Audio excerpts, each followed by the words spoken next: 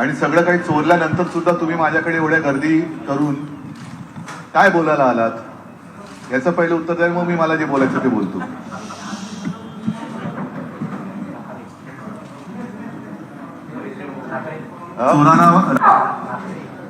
मोठ्याने बोला ना. नाही प्रश्न नाही, का आलं ते माझा प्रश्न नाही, मला उत्तर द्या ना पहिलं. आणि सगळं काही चोरल्यानंतर सुद्धा तुम्ही माझ्याकडे एवढ्या गर्दी करून काय बोलायला आलात याचं पहिलं उत्तर द्या, मग मी मला जे बोलायचं ते बोलतो. कार्टून हा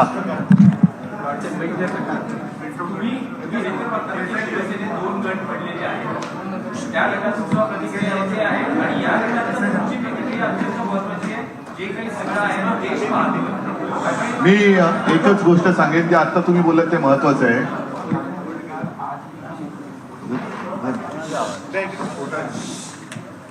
एक गोष्ट अतिशय महत्वाची आहे की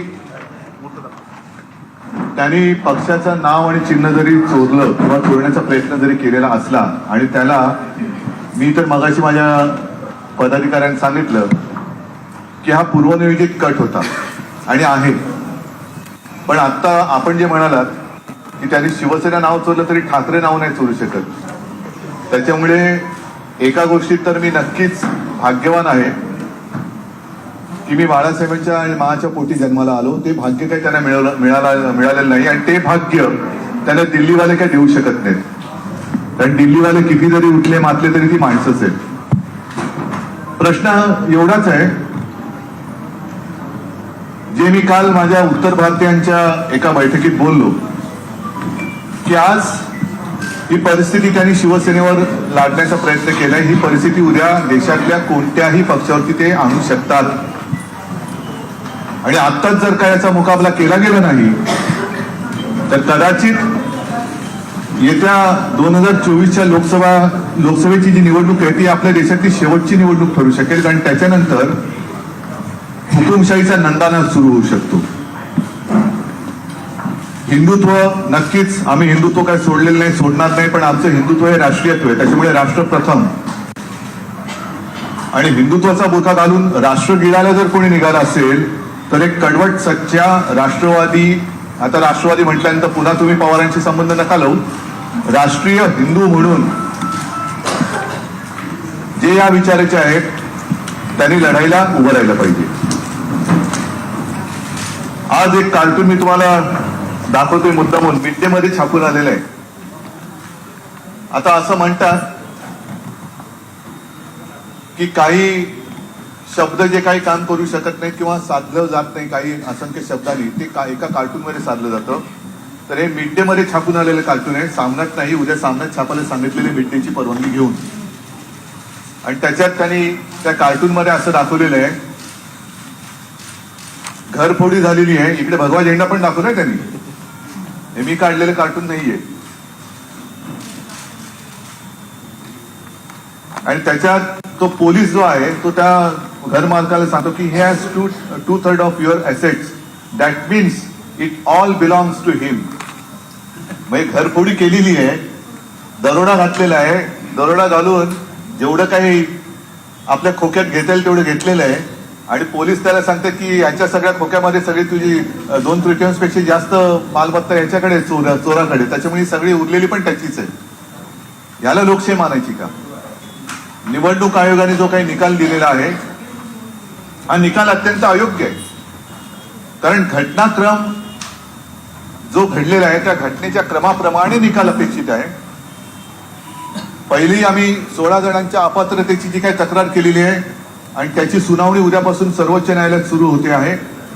मी मध्ये आपल्याला बोलून सांगितलं होतं की तो निकाल जोपर्यंत लागत नाही तोपर्यंत निवडणूक आयोगाने निकाल देऊ नये.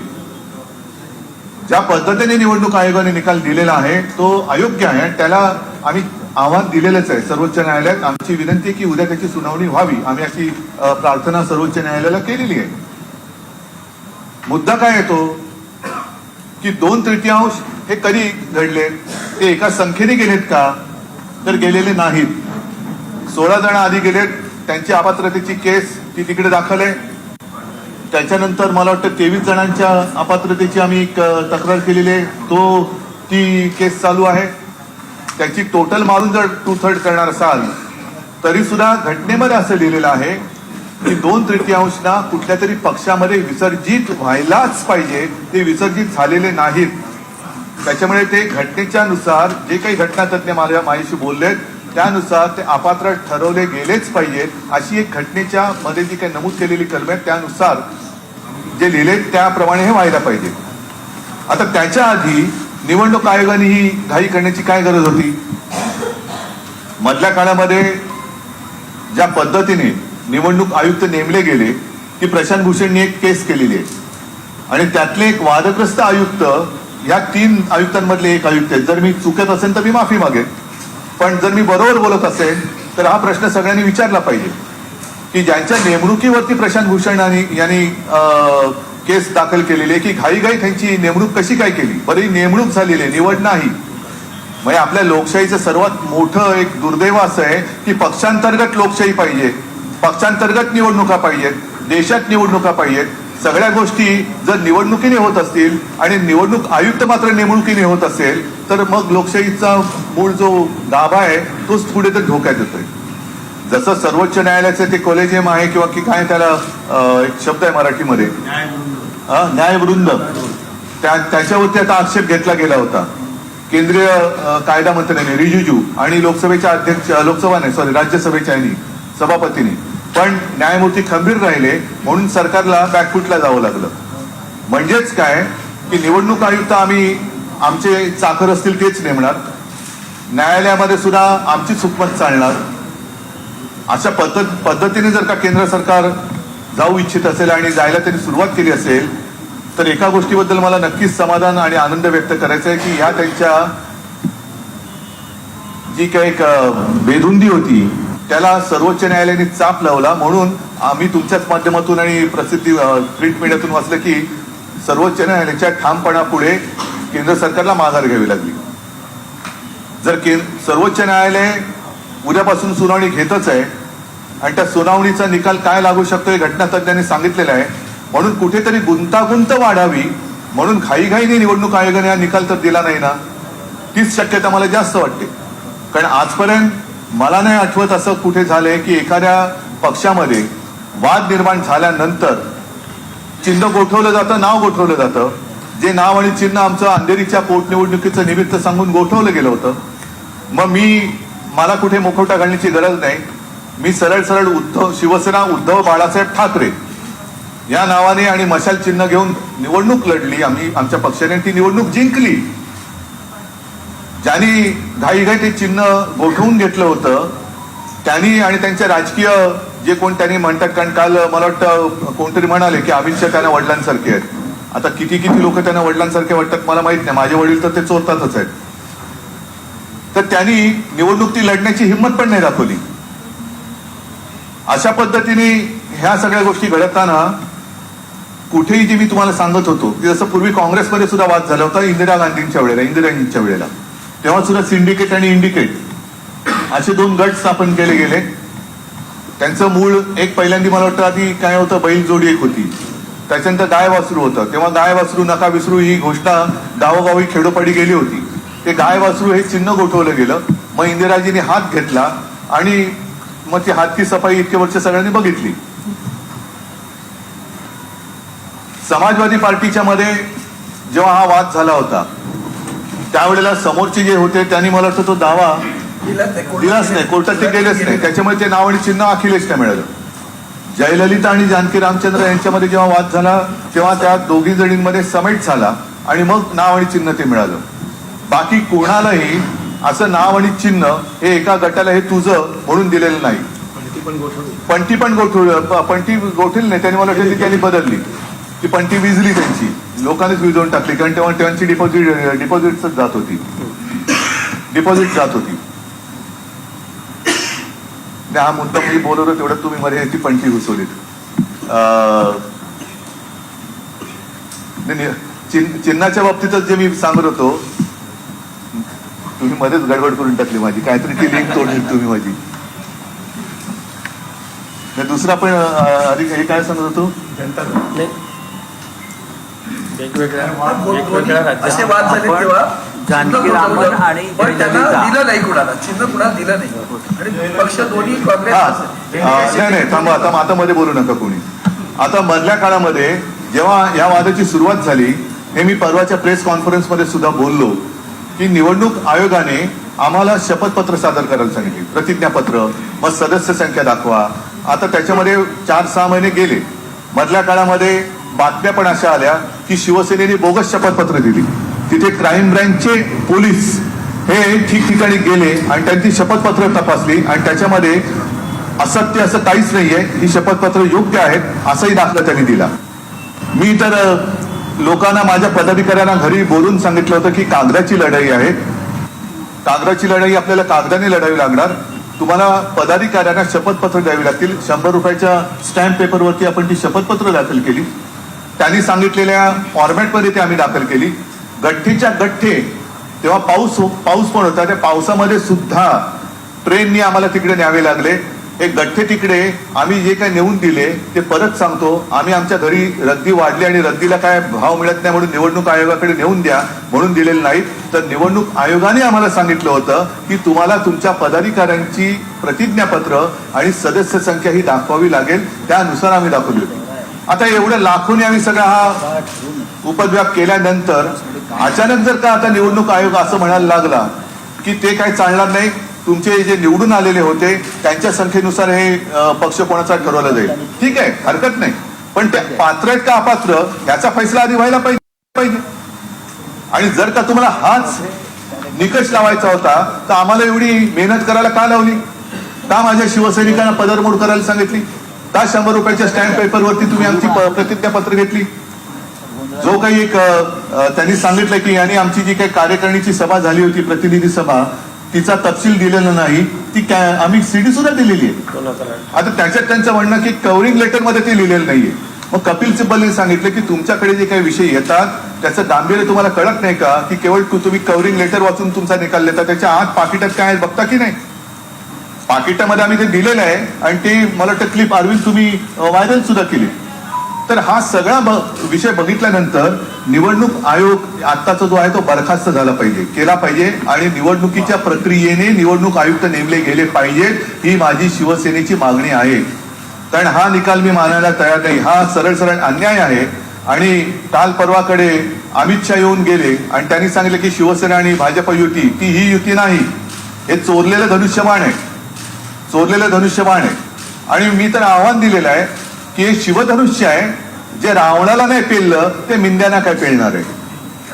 मिंद्यांना तर पेलणंच शक्य नाहीये. पण त्याच्या मागे जो शिवसेना संपवण्याचा कट आहे, म्हणजे आज शिवसेना नाव आणि चिन्ह हे त्यांना देण्याचा प्रयत्न झालेला आहे. उद्या त्यांच्या ज्या केसेसमुळे ते तिकडे गेले त्या केसेसकडून यांना संपवलं तर शिवसेना संपली, असं जर का दिल्ली शहरांचा डाव असेल तर हा एवढं काही सोपा नाहीये. आणि म्हणून मला असं वाटतं की एक शेवटची आशा सर्वोच्च न्यायालयाकडनं आम्हाला आहे. आम्ही निवडणूक आयोगाच्या विरुद्ध, कालच्या निकालाच्या विरुद्ध सर्वोच्च न्यायालयात गेलेलो आहोत. उद्या त्याची सुनावणी घ्यावी म्हणून सर्वोच्च न्यायालयाकडे प्रार्थना सुद्धा केलेली आहे. आणि आम्हाला खात्री आहे की त्यावेळेला दूध का दूध आणि पाणी का पाणी काय असतं ते झाल्याशिवाय राहणार नाही. ठीक आहे, हे एवढं मला म्हणून सांगायचं होतं. या पलीकडे तुम्हाला काही विचारायचं असेल विचारा.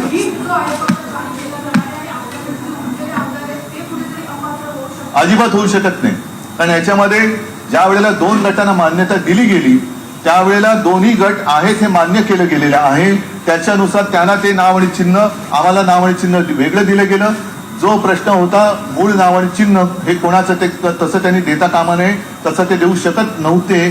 ती सगळी खातरजमा केल्याशिवाय आम्ही त्यांना चॅलेंज दिलेलं आहे. पण त्या गटाला त्यांनी ते नाव आणि चिन्ह दिलेलं आहे, आमच्या गटाचा आणि त्या गटाचा संबंध नाही. आता 28 तारखेनंतर हे चिन्ह जे आहे ते तेवढीच मुदत राहणार आहे, पक्षाचं नाव देखील तेवढीच मुदत राहणार आहे. तुम्हाला ठीक आहे नवीन नवीन नाव सुद्धा मुळामध्ये पहिल्या प्रथम आम्ही सर्वोच्च न्यायालयात या आदेशाला आव्हान दिलेलं आहे. त्याच्यामुळे 2-3 दिवसात ते काय निर्णय देतात हा पण एक महत्वाचा विषय राहील.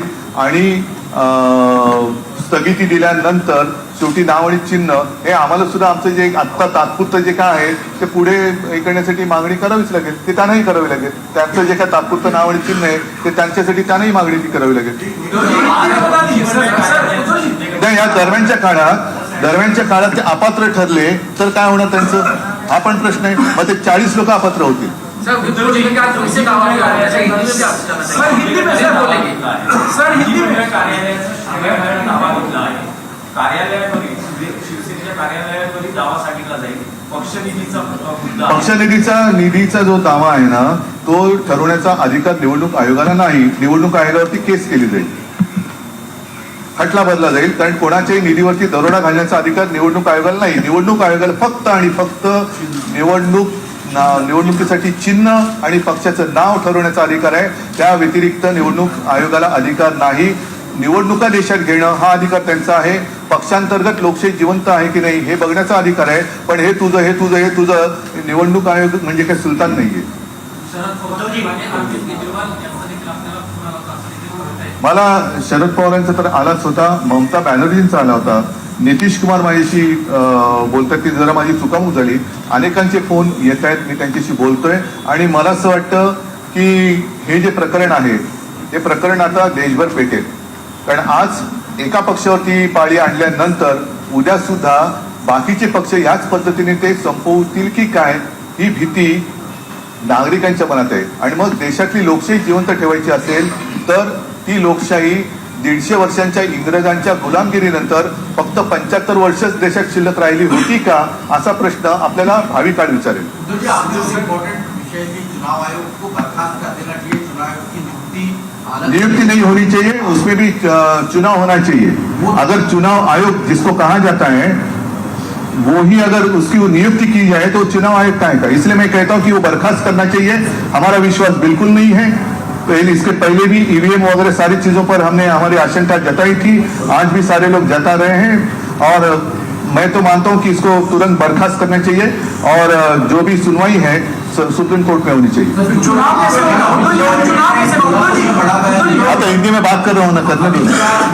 बड़ा बयान दिया है. उन्होंने कहा है कि पिछली बार हम लोगों ने 42 सीटें जीती थी और हमारा टारगेट 48 सीटें जीतने का. पूरे देश में मेरी शुभकामनाएं उनको. वो अमित शाह जी ने कहा 48 सीट तो पूरे देश में है. 48 सीट भी उनकी आई तो मेरी शुभकामनाएं उनको. ये देखो जो देश की जनता है ना वो एकदम निस्वार्थीपणाने आणि प्रामाणिकपणाने बघत असते. याच्यामध्ये जर का असे लोकशाहीचं वस्त्रहरण करणारी लोक पुढे येत असतील तर लोक ते मला नाही वाटत त्यांना थांबेल. कोणी भगतसिंग कोश्यारी आता देहरादूनला जाऊन त्याला मन आहे, त्यांचं म्हणणं आहे की उद्धव ठाकरे सज्जन व्यक्ती संत आहे. अरे वो तो संत आहे. शकुनी मामा त्यांच्या कुंभलमधून ते फसलेले होते असे त्यांचे आमदार आम्हाला सांगत होते. जाऊ द्या, गेलेल्याबद्दल वाईट बोलू नये. ते आता त्यांच्या घरी गेलेत तर त्यांच्याबद्दल आता कशाला वाईट बोलू. त्यांना त्यांचं आयुष्य मजेत घालू द्या. चुनाव आयोग को बर्खास्त करने की बात कर रहे हैं. चुनाव आयोग को बर्खास्त करने की बात कर रहे हैं तो चुनाव प्रदेश में कैसे होगा? व्हिप पत्र नहीं, चुनाव आयोग बर्खास्त करके ऐसे छोड़ देने के लिए मैं नहीं कह रहा हूँ. चुनाव आयोग के भी चुनाव होने चाहिए. जैसे एक न्यायवृंद की हमने बात की, जिस तरीके से सुप्रीम कोर्ट के जज नियुक्त किए जाते हैं उसी तरीके से कुछ एक यंत्रणा होनी चाहिए. मेरे मन की बात कुछ भी मैं करूं नहीं चलेगी, मेरी मर्जी नहीं चलेगी. सर आपको लेकर एक सवाल था हिंदी में भी कि जो बलगाव विधायक है और जो विप की जो बात है उसको लेकर कहीं जो शंका है उसको एक क्लैरिटी चाहते हैं. उनका दावा है कि विप लागू होगा. बिल्कुल नहीं होगा, बिल्कुल नहीं होगा. क्योंकि जब से विवाद शुरू हुआ तब चुनाव आयोग ने 2 गुट को मान्यता दी. 2 गुट को अलग अलग नाम दिए गए, अलग अलग चिन्ह दिए गए. और हालांकि जो मैं बात कह रहा हूं कि ऐसे आज तक कभी हुआ नहीं कि जो मूल चिन्ह और जो नाम रहता है वो किसी एक गुट को दिया नहीं गया. जब कांग्रेस में विवाद हुआ था इंदिरा जी के समय पर, उस वक्त भी दोनों गुट को अलग अलग नाम दिए गए थे, अलग अलग चिन्ह दिए गए थे. हमारी अपेक्षा यही थी कि जो चिन्ह हमें दिया है उनको जो चिन्ह दिया है जब तक सुप्रीम कोर्ट में फैसला नहीं होता है तब तक चुनाव आयोग अपना निर्णय ना सुनाए. लेकिन अब 2 गुट को उन्होंने मान्यता दी है. हमारा गुट अलग है, उनका अलग है. हमारा नाम और चिन्ह थोड़े दिन के लिए सेम है मानता हूं. हमने तो उसको चुनौती दी है, उनके पास रहेगा. इसका मतलब ये नहीं कि उनका व्हिप हम पे चलेगा. हम तो अलग, हम तो जहां थे वही है.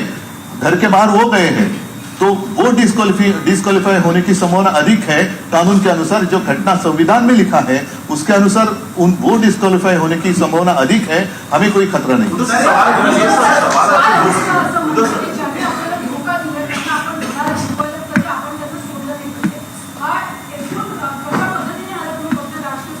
हे त्यांच्या मनातले जो काही डाकूपणा आहे तो समोर आलेला आहे.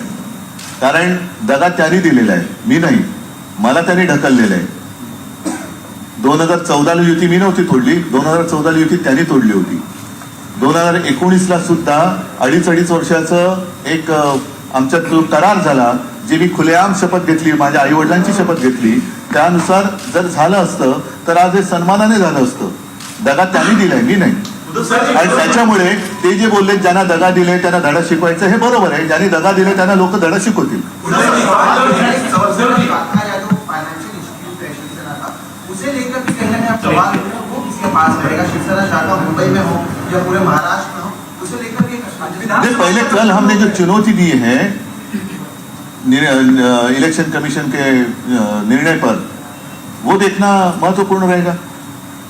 और इसके ऊपर जैसे मैंने कहा कि चुनाव आयोग जो है वो सिर्फ और सिर्फ इलेक्शन सिंबल के लिए ही उनका अधिकार सीमित है. बाकी प्रॉपर्टी हो या फंड हो उसके ऊपर उनका अधिकार नहीं. अगर वो कोशिश करेंगे तो उनको केस की जाएगी चुनाव आयोग पर.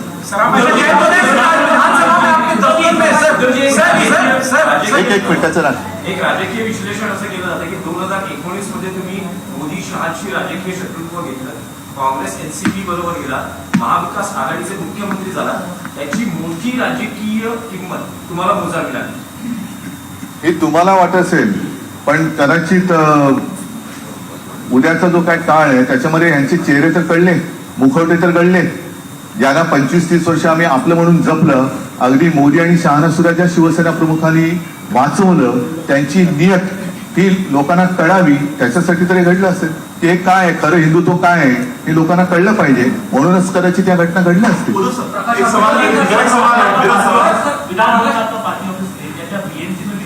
बीएमसी तो अभी है कहाँ? बीएमसी तो विसर्जित हुई है. और बीएमसी हो या विधानसभा हो, विधानसभा में ठीक है थोड़े दिन के लिए मान सकता हूँ जब तक वो निकाल नहीं आता, लेकिन बीएमसी में आज कोई पार्षद है ही नहीं. तो किस आधार पर आप चुनाव के लिए पार्टी के लिए ऑफिस देंगे? संख्या पर दिए जाते हैं ना, संख्या पर दिए जाते हैं. तो आज पार्षद ही नहीं है तो बीएमसी का ऑफिस क्यों दिया जाए उनको? अगर वो भी देंगे तो गुनाह होगा वो. क्योंकि क्या आधार क्या है इनके पास? भले वो कहते हैं कि आज ठीक है, मैं मानता हूं कि कुछ विधायक और हमारे सांसद उनके पास है, लेकिन आज के वो सांसद और विधायक है, कारपोरेटर्स कहाँ हैं? तो उनके बाथरूम के आसपास उनको जगह अगर देते हैं ठीक है, क्योंकि उनके पास पार्षद नहीं है, पार्षद ही नहीं है, इसलिए तो ऑफिस सील किए गए हैं. तो सील इनके लिए खोल लेंगे वो. एक सवाल मेरे सवाल दो के बीच में. पहला सवाल ये है कि जो हुआ है हाल फिलहाल में चुनाव आयोग का, आप मानते हैं क्या इसको मान लिया जाए कि इमरजेंसी लग गई? आप 2024 के बाद या जो भी होगा, जो भी रिजल्ट आएगा, तब आप मानेंगे कि इमरजेंसी के हालात आ गए? पहला सवाल. देखो मुझे अभी पता नहीं, क्योंकि मैं पता नहीं बोल रहा हूँ किस बारे में बता रहा हूँ आपको, क्योंकि मैं अभी पिछले 1-2 घंटे से आपने देखा जब से आया हूँ यहीं पे हूँ. लेकिन मुझे खबर मिली है और आपके माध्यम से शायद दिखाई गई हो, तो आप कंफर्म करिए कि छत्तीसगढ़ में कुछ ईडी वगैरह की रेड हुई है, उनके मुख्यमंत्री के निवास स्थान पर भी हुई है. तो ये कौन सा प्रजातंत्र है? ये कौन सा प्रजातंत्र है? अच्छा, वैसे अगर देखा जाए तो यूएस में उनके प्रेसिडेंट के ऊपर भी रेड पड़ी थी.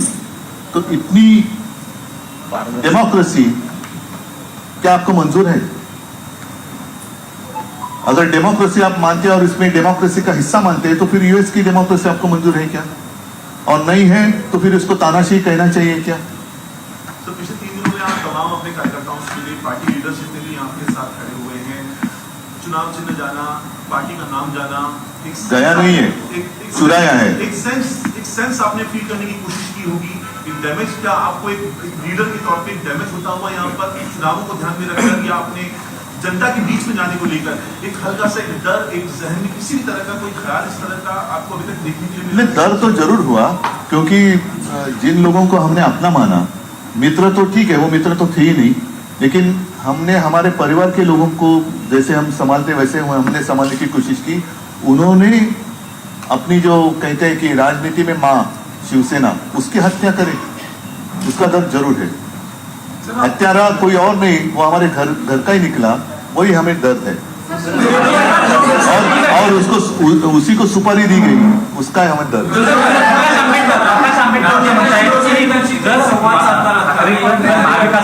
सोबत जाणार असेल तर आम्ही पुन्हा एकदा एकनाथ शिंदेची भूमिका घेऊ. ठीक आहे, त्यांच्याशी बोलून ना मी. हां, या सगळ्या घटना घडत असताना राज्यातल्या शिवसैनिकांशी संवाद साधण्यासाठी काही दौरा किंवा काही यशस्वी जरूर सभा नियोजन- तुमच्या माहितीसाठी सांगतो. मगाशी सगळे माझे राज्यातले पदाधिकारी आले होते आणि त्यांच्यासमोर पहिले आमच्या ज्या काही टीम्स आहेत त्या टीम्स आता 25 तारखेपासून राज्यात पूर्ण गावोगावी जातील, शिवसैनिकांशी संवाद साधतील.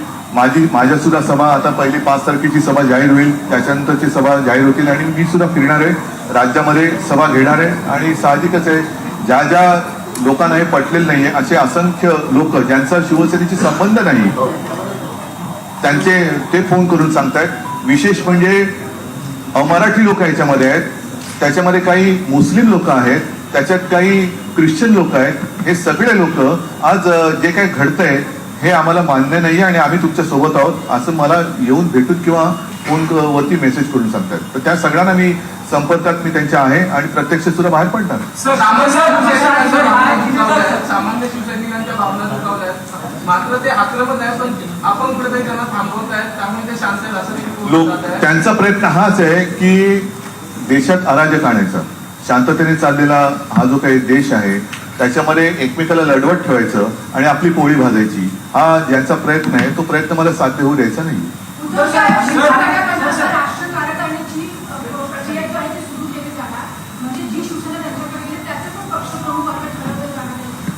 मला आता लोकांना हेच विचारायचं की जी शिवसेना आणि तुम्ही जे म्हणाला ठाकरे, आता त्यांनी बाळासाहेबांच्या नावाने चेहरा वापरतायत, तो काढण्याची हिंमत दाखवावी आणि स्वतःच्या वडिलांचं किंवा स्वतःच्या नावाने शिवसेना चालून दाखवावी.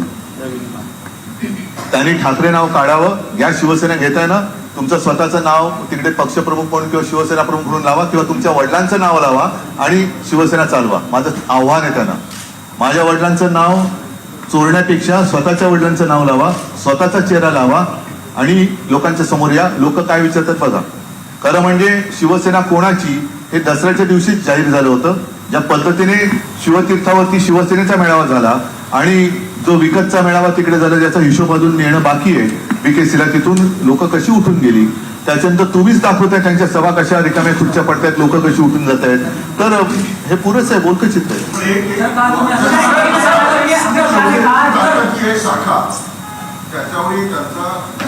शाखा म्हणजे ऐका, एक मिनिट ती एक कुठल्या तरी यांची विकासकाची जाहिरात होती. घर म्हणजे केवळ 4 भिंती नाही, तसंच आहे ते. केवळ मुंबई नाही, महाराष्ट्र नाही तर संपूर्ण देश वाचवायचा आहे. आगामी काळामध्ये नाही, मला म्हणजे मी सगळ्यांना आपल्याला म्हणून म्हटलं की मला म्हणजे प्रत्येक नागरिकाने हा विचार केला पाहिजे की मला आता देश वाचवायचा आहे. भविष्यामध्ये तुम्ही या संदर्भात काही रणनीती आखताय? ठीक आहे ना, भविष्य बघणाऱ्यातलं मी नाहीये. मी जे आहे वर्तमान त्याच्याप्रमाणे चालतो, वर्तमानपत्र चालवतो, त्याच्यामुळे भविष्यपत्र नाही चालवत होतो. चला, मला वाटतं धन्यवाद सगळ्यांना.